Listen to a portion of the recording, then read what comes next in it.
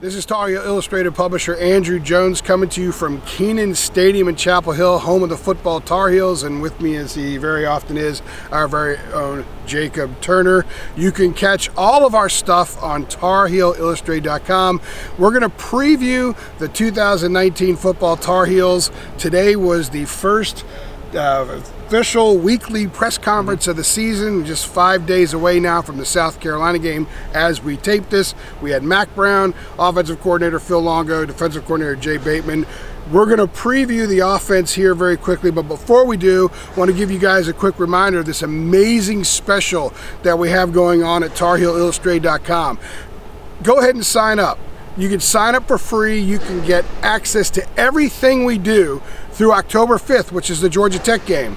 And if you like us enough and you sign up for a one-year subscription at just 99 bucks, you get an extra 6 months added on. That works out 18 months for $99. It's $5.50 a month. That's a bad hamburger, Jacob. It's a great deal, man. It's a terrible hamburger. And you can get THI for a whole, what, 18 months? Yeah. Plus, you know what? That's 6 weeks between now and the Georgia Tech game. So theoretically, you're looking at 19 and a half months for the price of 12, and you get access to everything we do. We cover the Tar Heels wherever they go. Wherever the football team goes, wherever the basketball team goes. Everywhere. We're on top of it with basketball recruiting, football recruiting, and we have got message boards, which is a great place for Carolina fans such as yourself to hang out with other Carolina fans. And one of the neat little treats about our message board is we actually post more content and information there than we do on the front page, but you could only access it if you're a premium subscriber. So go to TarHeelIllustrated.com, sign up now, check us out for free for the next 6 weeks, and then sign up and you get 6 months added on. It's a great deal. I mean, it is. It's a great deal. I think it's a great opportunity for people to understand what we do, because like you mentioned, Andrew, nobody covers Carolina more than we do. We're at everything. When it comes to Carolina football and basketball and recruiting, we're everywhere. We're always involved. We're every game, every practice, every press conference between me and AJ and the other people we have on our staff. So it's a great opportunity. Go ahead and check us out.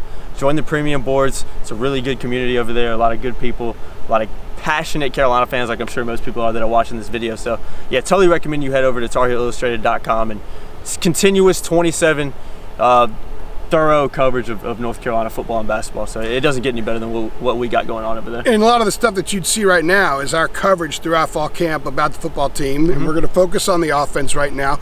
Tons of stuff about the offense and the coverage we have now moving forward about the offense. And Jacob, there's still question marks about this offense. When you're going to start a true freshman at quarterback, as it looks like Mack Brown's going to do. They only have two. They have a true freshman, Sam Howell, and a redshirt freshman in Jace Ruder, who played 25 snaps last year. 23 before breaking a bone in his shoulder, threw a touchdown pass on the 25th, and that was it for Jace Ruder. His season ended, so there's 25 combined college snaps between the two. That's going to be a question. It always will be a question when you have young quarterbacks like that. They believe that they've gotten the offensive line situation a little bit better situated with Nick Polino at center, Marcus McKeith at right guard. They've been there for about 11 or 12 days now, so they have some chemistry coming along, and I think we're starting to see what they like about the wide receiver group. There's going to be some young guys in there. Joffrey Brown is in that group, and some older ones we thought would be maybe more in the mix might not be. Of course, they're going to play all those kids, so we don't want to read too much into the depth chart, which, by the way, you can see the depth chart for the South Carolina game on TarHeelIllustrated.com right now. There's so many receivers are going to play. In fact, there'll be guys that probably are in the rotation that aren't even on the depth chart right now. But I do think that offensively, there's probably a greater question mark of what we're going to see than defensively right now. Yeah, I think there's a lot of question marks around the offense, and I think a lot of it has to do with what you mentioned about there's just not a quarterback right now that's played a lot. What do you say, 25 snaps total, and that's all for Jace Ruder. So it's one of those situations where I firmly believe you're only as good as your quarterback at any level of football. You're only as good as your quarterback, especially on the offensive side of the ball. So there's a lot of things that just still have to be determined when it comes to figuring out, okay, Sam Howell's the starter right now. The coaching staff seem to really like his work ethic off the field. They seem to really like what he's doing on it, calling him the most consistent guy throughout practice. But we haven't seen him play in a game yet. In high school is completely different from the college level. So a lot of question marks at that position, which I think kind of translates to the offense as a whole, because like I mentioned, if you don't have a quarterback that you're really, really sure about, I'm not saying the coaching staff isn't confident in what Sam Howell can do out there, but they just haven't seen him play at this level. He's going to be thrown into the fire against an SEC caliber defense, against a South Carolina team that has a really good defensive line. They have some really good guys down there that I think will cause North Carolina some trouble when you think about how inexperienced Carolina's offensive line is as a whole too. I mean, you've got Heck and Polino, but right now it looks like you've got Polino playing out of position at the center position. They've talked about how concerned they are. Mac Brown said it today. Yeah. There's just not a lot of loud guys on that offense that they're too sure about that are really leaders. So leadership's a big thing on the offense they're not sure about. Quarterback's still up in the air. Wide receiver, there's some experience there, but when you look back at the last 2 years, there's still a lot of guys in that position that haven't done a lot on the football field when it comes to game day. So there's just a lot of question marks surrounding the offense. We discussed it in the later video we did last week after the open practice, but sure, we're feeling a little bit better about this team right now than we did, say, 2 weeks ago in the middle of fall camp. As far as understanding the team. Yeah, exactly. But there's still a lot of question marks, and until we see them play against South Carolina, I think those things will remain. And, I mean, let's be honest, there's still probably going to be some question marks after the South Carolina game. And there'll be a ton of question marks as a game-by-game basis goes just because of how seasons play out. So if you watched the Miami-Florida game Saturday, you saw what having a young quarterback can look like when he has an offensive line that's not giving him protection. And when you look at Carolina's offensive line, Charlie Heck is established at left. I mean, he was at right tackle before, so technically he hasn't started the game, I don't think, at left tackle before. So, but he's an entrenched guy. He's someone I know that they can trust. Yeah. You got Jordan Tucker at the right tackle, and he hasn't had a lot of reps. You've got Ed Montilus at left guard, who's a redshirt freshman, hadn't played snap. You've got Marcus McKeith at right guard, who has very little experience, and Polino playing, I would say, used to be out of position, but he's the center now because they haven't been able to. I know Ty Murray's been banged up a little bit, and he's a true freshman. Brian Anderson was doing well for a while, and he's kind of slid back a little bit. So Polino kind of wins by default. And because you have an experienced right guard moving over to center, it makes right guard an experience. So when you've got a true freshman quarterback or even Reuter in this situation they have, and you've got an offensive line that has been attempting to build chemistry for less than 2 weeks.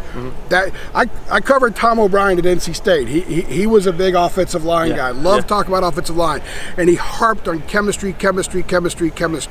And when you think about it, chemistry is something that is born through the spring and born through the off season, and it's not just on the field. There's all kinds of things that go into it, and they're less than 2 weeks in with this group that they feel pretty good about as being their starting offensive line. So that's a concern going into not just the South Carolina game, but the season. The hope that Carolina fans should have as far as the season goes, these guys are very talented. They're monsters, and they're talented, and I think you're going to see a much better O-line when they go to Atlanta on October 5th, for example, than maybe what you see in Charlotte this weekend. Yeah, there's a really, for me, there's a fine line between having experience and then having depth, and then having experience depth. You got to have guys in there who have played a little bit. And I think this O-line right now, they're a very young group. Well, there's 2 seniors a part of that whole group. So there is a lot of question marks just because we haven't seen a ton of these guys play a lot of minutes. And I know Heck and Polino have kind of talked about how they've had to step up and really be leaders of this group, as they should. But as we've heard from the coaches pretty much since spring ball, is one of the things I'm going to continue to harp on that I think has to change with this offensive line group and this offense as a whole to really excel this season is somebody's got to step up as a leader on that offensive line, especially when you've got a freshman or a redshirt freshman right behind you taking snaps. Someone's going to have to have that vocal leadership role. Someone's going to have to take over and really take that position as their own and say, hey, this is a young offense. There's a lot of question marks on this offense, but on this offensive line, I'm going to step up and I'm going to be that experienced guy that's going to grab it by the horns, I guess you could say, with the Tar Heels, the Rams, and take advantage of it. So you know who it needs to be? Who? It needs to be Nick Polino. I think so. Because he's the center. He's the one who's going to talk the most at the line of scrimmage, and he's the guy that's been forced into something that I think was very uncomfortable for him for a while, playing center. As he said, hey, I'll punt if they ask me to punt. He'll do whatever they ask him to do. But he wants to, I think, if he could craft this thing out on his own, he would say, I'm the right guard. Or even the left guard, but he's a guard. He's being forced to play center and embrace 80 snaps a game at center, and I think handling that the way that we've been told that he is handling it, and then being the talker and kind of leading by example in a multitude of ways, but also being more vocal. He's the guy that has to do this. It has to be Polino because everything mushrooms out from the center, and he needs to be that guy moving forward. He does, yeah. You put it perfectly, AJ. I was going to say, I said it's either got to be Heck or Polino, but when you think about it, your center, you want your center to be the guy who steps up and really takes advantage of that position. So I think Polino has the ability to do it. from the interviews we have with him, he's not a super loud kid like the coaching staff will tell you. Nobody really is on that offensive line. But he is a guy that has leadership qualities about him. Because pretty much Charlie Heck's come out and said, I'm not a vocal person. Yeah. That's just not what I remember. You had the interview with him last week, and he literally came out and said that. So I think Polino's really going to be relied on to step up and do that. Now, whether he does is yet to be determined. We won't know really until the season starts. But I think, to answer your question, I think he does have the ability to do that. It's just whether or not he will. And to go baseball on you here for a second, and it's not as much as the battery pitcher catcher in baseball, which is incredibly important. There are some great pitchers over time who have had their own catcher. The backup catcher's been their guy. But you've got a senior in Polino who's got a crap load of experience, and you've got a true freshman at center. They got to be in sync some, and they're just kind of more connected here. So Nick has to be that guy. He has to be that guy for the line. He has to be that guy for Sam or even Jace, whoever's taking the snap. So he's a very important player to watch Saturday in Charlotte, and also moving forward this season. No issues at running back, no issues at tight end. I think they're in great shape there. Wide receiver, I think, will take care of itself. Daz Newsome was identified by Phil Longo today, as he said that when he came on board, he watched the whole season, I guess it was, and he wanted to know what the guys went through and was just curious what their experience was. And he watched the season a few times, and there was one of the guys that kept popping out. We know Michael Carter was one, but one of the guys that kept popping out was Daz, who wore number 19 last year. He's now wearing number 5, not just as a punt returner, but as a receiver. He's got to catch the ball. There were a few drops last year that could have been 6 points. If he catches those balls, he's going to have explosive plays for his team because he's that good. But to be really good or even great as a college player, he's got to haul that thing in every time. Yeah, and one of the things that Lonnie Galloway and Mac Brown have kind of harped on throughout the preseason and throughout the offseason, spring practice as well, is there's got to be a cut down on the drop passes by the whole group. And we saw it at last week's Monday night open practice here at Kenan Stadium, where they were doing these little just non-contact drills where guys were just trying to catch screen patches at the wide receiver position, and they were dropping them. And it was just little things like that that I don't know if it's an execution problem. I don't know if it's a mental lapse of just not being focused, because when we saw him go out to a little bit more of a 11v11 non-contact walkthrough, I didn't see a lot of drop passes. Those things kind of cut down. Not only, and Mac Brown knows that if you have an offense out here that's moving the ball, especially in the air raid, if you've got guys that are wide open and they're just dropping passes, it's going to come back to haunt you. But Daz Newsome is a guy for me that really shone last year as a guy that can step up and kind of be that explosive playmaker that they need on this offense. Because not only is he good out of the punt return, he's a good receiver. He's a good slot receiver. He's quick. He's shifty. Kind of reminds me of a Ryan Switzer in some ways with the way he plays and how he can kind of get around the field with his quickness and his speed. He's not a guy that there's a couple big plays last year where Daz Newsome was in the open field and got chased down by some defenders. So he's not a guy with a ton of breakaway speed, but his quickness is just through the roof. And if he can learn to really hold on to that ball, really learn to, when the opportunity comes for him to make a play, catch the ball and then go make the play, I think he's going to be a guy that can step up for this team big time. And not only is he a guy that I expect to step up, I think he's a guy this team needs to step up. When you got a true freshman back there at quarterback, you got a good running back group, you got a good tight end group. But if you can just get a couple guys to emerge at that wide receiver position and really make it their own, it's going to be huge for this offense moving forward. Most drops aren't would-be touchdowns. They're plays that keep the chains moving. And when you talk to these guys about the offense, and UNC fans should understand, this is a faster offense than the Larry Fedora Fed spread. The guys are getting in the line of scrimmage quicker. They're signaling the plays in just once, where they did it 3 and 4 times before. So it's bam. They're right into the next play as quickly as they can be. But the only way an offense like this really gets rhythm going is they got to move the chains. And if you're dropping passes, you're not going to move the chains. So it's not so much the big play that they miss out on. It's those drops on the 12-yard or 8-yard passes that put them in better scenarios that stymie drives. And they cannot allow that to happen, especially with young quarterbacks, because, you know, if Sam's getting that thing on the money or Jason's getting that thing on the money and there's too many drops, you know, with young guys, the emotional component kind of becomes a little bit of an issue. You don't want them getting too frustrated, maybe not trusting the receivers because they haven't been been throwing to him for too long. Sam was an early enrollee, but that's not forever. No. Like you see, ideally you would have third-year guys Yeah. throwing the ball to third-year guys, that kind of thing. So they need to make those catches. The offensive line needs to be solid. They can't afford any injuries because Phil Longo said today they've got maybe 6 that they trust right now. Yeah. Max said 7 last week. Neither one of them said 8, No. and the goal was 8. So they don't have the backup tackle, the backup guard, the backup center that they want to have going into the opener on Saturday. So the questions are pretty significant. There are some answers, and there's some long-term answers, but I'm not sure how much of a glimpse we're going to see of those long-term answers coming to fruition against a team like South Carolina in the opener, Jacob. Yeah, I think there's a lot of question marks on this team, on this offense that are going to have to be kind of determined as the season goes on, and you're getting 3, 4, 5 games deep, because I think that's really, especially with the new staff coming in, I think that's really when you start to determine what the identity of this team is going to be. So, I mean, I think we're both excited to just see this team finally play. I mean, we've been covering this team the whole offseason, through fall camp, through spring practice, but even before that, and now we finally get to see them play. We get to see them play against somebody else when it really matters. I mean, Carolina, a week from now, Carolina's either going to be 1-0 or they're going to be 0-1.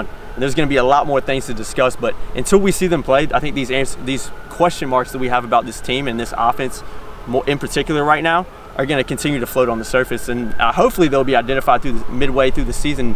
But I mean, if we're sitting here 6 games in and there's still a ton of question marks about this team, then their record probably is going to reflect that. And when you have no rooting interest in the outcome, you just want to cover the path that they take. Exactly. So we'll understand where they are in that path, and maybe a little bit where the nose is pointed after Saturday. And that's what excites me, because we could only report so much through fall camp, through spring camp to the summer. They do this 12 times. And they're together about 46, 47 weeks out of the year. So it's a big deal. It's a big deal to have an opportunity to see what all this work shows us, and I'm looking forward to it. And I think through the course of the year, this will be a good offense.